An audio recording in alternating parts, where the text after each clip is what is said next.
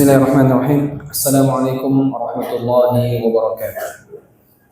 Innal hamdalillah nahmaduhu wa nasta'inuhu wa nastaghfiruh wa na'udzu billahi min shururi anfusina wa min sayyiati a'malina. May yahdihillahu fala mudilla lahu wa may yudlilhu fala hadiya lahu. Asyhadu an la ilaha illallah wahdahu la syarika lahu wa asyhadu anna Muhammadan 'abduhu wa rasuluhu la nabiyya rasul ba'da amma ba'd. Jemaah salat zuhur yang dimuliakan Allah Subhanahu wa taala, senantiasa kita bersyukur kepada Allah atas segala nikmat yang Allah berikan. Ketahuilah bahwa kehidupan dunia adalah ujian bagi kita. Jangan sampai kita mengejar cita-cita, mengejar target dunia ini, tapi kita melupakan Allah Subhanahu wa taala. Apalagi kita di pasar ini paling mudah melalaikan. Soleh, pas ketemu pasar hilang solehnya. Jujur, pas ketemu pasar hilang kejujurannya. Jadi jemaah, jangan sampai 1.000 rupiah itu membuat kita di hari kiamat besok dicempungkan ke dalam neraka jahanam. Kita ingat bahwa tujuan kita bukan toko, bukan duit, tujuan kita Allah. Bagaimana kita punya duit, nanti berkembang, bisa punya toko, ini segala macam, itu menguatkan tulang punggung kita untuk menyembah Allah. Itu target kita Allah. Jangan sampai sarana jadi tujuan, itu salah. Tapi kebanyakan kita karena digoda sama setan dan hawa nafsu kita juga, dan betapa indahnya dunia ini, sehingga membuat sarana-sarana tadi berubah menjadi tujuan. Ini yang bermasalah. Dan pada akhirnya di hari tua kita sadar, itu bilang terlambat, tidak terlambat juga. Cuman sayang, kenapa umur tinggal 2 tahun lagi baru ingat sama Allah. Tujuannya akhirat, Allah Subhanahu wa taala, ridho Allah. Jemaah yang dimuliakan Allah, itu salawat dan salam semoga tercurah kepada Nabi Muhammad SAW. Kita masuk tentang masalah bab adab. Kita masuk kepada hadis ke-7 bab kedua dari Kitabul Jami', yaitu kita membahas tentang mencaci maki orang tua. Hadis ke-7 dalam kitab itu, Kitab Bulughul Maram. Disebutkan an Abdullah bin Amr bin As radhiyallahu anhuma anna Rasulullah sallallahu alaihi wasallam qala. Dari sahabat Abdullah bin Amr bin As radhiyallahu anhuma bahwa qala anna Rasulullah SAW qala, sungguhnya Nabi sallallahu alaihi wasallam bersabda, minal kabair, di antara dosa-dosa besar, kata Nabi SAW, syatmur rajuli walidayhi, yaitu di antara dosa besar adalah seorang laki-laki mencaci maki atau memaki kedua orang tuanya, ibunya dan ayahnya. Kalau ada anak durhaka sama ibu, durhaka sama ayah, durhaka sama ibu ini dosanya lebih berat. Lebih berat dosa durhaka sama ibu daripada durhaka sama ayah. Tapi ujungnya tetap kedua-duanya durhaka, kan begitu. Itu. Kemudian syatmur rajuli walidayhi, seseorang laki-laki mencaci maki atau memaki kedua orang tuanya. Qila wa hal yasubbu rajul walidayhi. Ketika itu para sahabat heran sama Nabi. Ya Rasulullah, emang ada seorang laki-laki itu memaki orang tuanya? Qala na'am, ada, kata Nabi. Yasubbu abar rajuli fa yasubbu rajulu abahu, yaitu ketika seseorang mencaci atau memaki ayah orang lain sehingga orang lain tadi mencaci ayahnya. Wa yasubbu ummahu fa yasubbu ummahu. Kata Nabi, ada seseorang mencaci maki ibu orang lain sehingga orang lain tadi mencaci maki ibunya pula. Jadi jemaah yang dimuliakan Allah Subhanahu wa taala, yang pertama dapat kita pahami dari hadis ini adalah tidak boleh memaki orang tua. Bapak ibu ini udah jadi orang tua ya. Bapak ibu, ibu udah meninggal. Oh, berarti tidak main lagi nih. Adapun ini materinya untuk anak bapak ibu, jangan sampai mereka mencaci maki bapak ibu.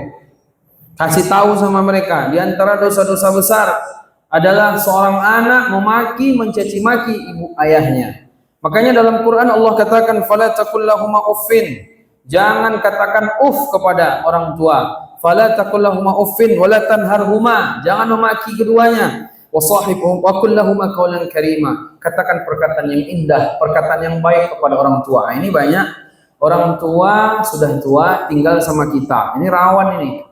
Orang tua sudah tua tinggal sama kita, apalagi anak laki-laki. Anak laki-laki ini harus betul-betul menjaga orang tuanya. Apalagi anak laki-laki ini dia milik ibu dan ayahnya sampai kapanpun. Kalau anak perempuan dia milik ayahnya sampai akad nikah. Jadi bapak kalau punya anak perempuan, kalau udah nikah jangan apa-apa lagi pak, setel-setel apa enggak ada. Suaminya itu, suaminya serahkan. Makanya cari betul suami yang baik untuk anak. Nindak standar anak nikah dua, cuman satu kerja, dua cinta. Cinta itu 10%. Mana ada cinta 100%? Pagi sayang, belum siang duha udah berantem nih, ya kan? Karena cinta naik turun. Karena nikah itu bukan karena cinta, nikah itu karena komitmen. Karena cinta tuh naik turun dia. Nanti kalau hilang cintanya cerai gitu, nggak bisa. Nah, ini orang menikahkan anak standar dua, cuma suka kalau sama dia, suka. Udah berapa tahun pacaran? 6 tahun maksiat. Pacaran itu maksiat dalam kurung artinya. Nggak ada pacaran Islami itu, nggak ada. Orang liberal, wala taqrabuz zina, jangan dekati zina. Orang berzina itu rata-rata awalnya pacaran semua. Makanya anak SMP sekarang ini 20% nggak perawan lagi. Anak SMA umur 16-17, 6-70% nggak perawan lagi. Sebenarnya bukan menjaga perawan, tapi menjaga kesucian. Ada orang dia nggak perawan tapi masih suci. Kebanyakan anak-anak kita nih salah deh. Penting boleh semua, yang penting itu jangan. Itu sama. Ini kaidahnya salah, bukan menjaga keperawanan, tapi menjaga kesucian. Memang dia masih perawan, tapi nggak suci lagi. Jadi pegang-pegang, ya kan? Kayak gitu. Tapi kalau sudah menikah dia, kemudian dia cerai, janda dia, gitu kan? Dia masih suci itu. Kesucian yang diperintahkan menjaga itu. Otomatis kalau suci dia, ya ngikut nanti kan? Jadi Bapak Ibu, ini penting kaidah-kaidah sekalian dipahami. Jemaah sekalian yang dimuliakan Allah Subhanahu wa taala. Jadi seorang anak laki-laki ketika orang tuanya tinggal dengan dia, bahkan dianjurkan indakal kibar ahaduhuma. Ketika di ketua orang tua kita sudah tua, indaka di sini di sisimu. Kata ulama tafsir berarti dianjurkan betul orang tua sudah rentah itu diasuh. Nah, cuman memang kalau orang tua tidak bijaksana, ini bisa ribut juga ketika anak tinggal sama mertua. Jadi begini, kalau anak nggak mampu tinggal sama mertua, itu agak gawat-gawat sedikit dah. Tapi kalau anak mampu, orang tua memahami kondisi, orang tua butuh sama anak, jangan pula orang tua ngegas-ngegas sama menantu, ribut nanti dia. Makanya orang tua harus bijaksana, di samping bijak sini juga. Maka jemaah yang dimuliakan Allah Subhanahu wa taala, dalam hal ini para sahabat heran, ya Rasulullah, emang ada seorang laki-laki mencaci maki ibu ayahnya? Di zaman sahabat tidak ada. Makanya heran, kata Nabi, ketika seseorang mencaci orang lain, ayah orang lain, sehingga orang lain mencaci ayahnya, itu sama dengan mencaci orang tua sendiri itu. Makanya lahirlah kaidah dari para ulama, innal wasail laha ahkamul maqasid. Ini kaidah usul, kaidah fikih. Innal wasail laha ahkamul maqasid. Sesungguhnya wasilah itu memiliki hukum dari tujuan itu sendiri. Jadi memang awalnya mungkin mencaci boleh saja, tapi dalam kondisi normal gitu ya, silahkan saja. Bahkan dalam Quran pun banyak Allah mencaci sembahan-sembahan orang kafir. Bahkan Nabi Ibrahim pun mencaci sembahan-sembahan orang musyrik di waktu itu kan. Tapi dalam kondisi tertentu dilarang. Sebagaimana Allah katakan dalam Quran, wala tasubbul ladzina yad'una min dunillah. Jangan kalian mencaci orang-orang yang menyembah selain daripada Allah. Tuhan-tuhan orang yang menyembah selain daripada Allah, fayasubbullaha adwa bighairi ilm, sehingga nanti mereka membalas caci Allah dengan penuh melampaui batas tanpa ilmu yang mereka miliki. Jadi jemaah yang dimuliakan Allah Subhanahu wa taala, termasuk ini kalau caci mencaci ini kayak kecil-kecil dulu lah. Ini ayah si fulan, nah, coba injak daun cuman ya. Nanti dibalas pula ayahnya, ini sama juga. Mungkin di kita ini enggak begitu, tapi yang jelas ini lebih kepada kita ke orang tua kita dulu lah. Banyak anak-anak sekarang nih, sebagian demam mereka itu mencaci ibunya, apalagi di kota-kota. Keren tuh, mencaci ibu tuh keren sama dia. Maka jemaah yang dimuliakan Allah Subhanahu wa taala, ini sebenarnya anak-anak kita nih, kenapa bisa mencaci kita? Sebenarnya ini salah kita juga nih. Datanglah seorang ayah kepada Umar bin Khattab. Wahai Amirul Mukminin, anak saya ini durhaka sama saya. Oh gitu, panggil anakmu sini dulu. Panggil anaknya tadi. Kenapa kamu durhaka sama ayahmu? Apa kata anak tadi? Wahai Amirul Mukminin, bukankah seorang anak punya hak kepada ayahnya? Punya. Ayah punya kewajiban kepada anaknya, punya. Coba sebut ambil main apa? Pertama, hendaknya dia mencari ibu yang solehah. Ini ibu saya budak, kata dia.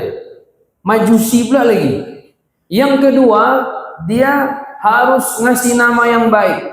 Nama saya nggak baik. Nama saya aneh, jualnya dia tumbang baik.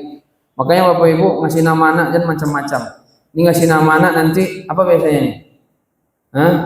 Gunung Merapi, nggak ada kalau di sini ya. Intinya ngasih nama anak yang baik-baik. Kemudian yang ketiga, mengajarkan Quran Sunnah. Ayah saya satu huruf pun tidak pernah mengajarkan saya Quran. Bapak-bapak, ini kalau ditanya nih, anaknya kan masuk TPA. Bapak pernah ngajar anak Al-Fatihah? Bapak Ibu pernah ngajar anaknya baca Quran? Guru semua, rugi. Kalau bisa Al-Fatihah itu jangan guru lah kita. Dan guru itu bukan profesi. Semua kita harus jadi guru. Maka jamaah yang dimuliakan Allah Subhanahu wa taala, kalau istrinya nggak baik, begitu juga sama suami juga. Ini ibunya majusi, nggak bisa ini. Gimana mengajarkan Quran? Kemudian nama nggak baik, nggak diajarkan Quran, wajar anaknya jahat.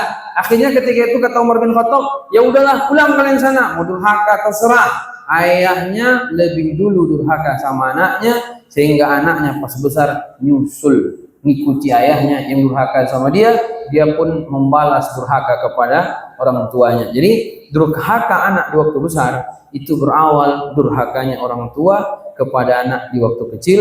Yang apa sebab? Tiga, tidak ngasih istri ibu yang solehah, modal cantik ya cuman cantik, skincare bisa sekarang, main skincare selesai, cantik pula dia daripada yang cantik itu lagi. Ada Wardah SR12, belilah itu, selesai semua itu. Cuman kalau wudhu hilang dia, itu pula. Kalau yang alami kan lain lagi. Tapi intinya sekarang nih bisa dibantu. Tapi kalau dia nggak soleh nggak bisa. Suami juga demikian. Wallahu a'lam bishawab. Assalamualaikum warahmatullahi wabarakatuh.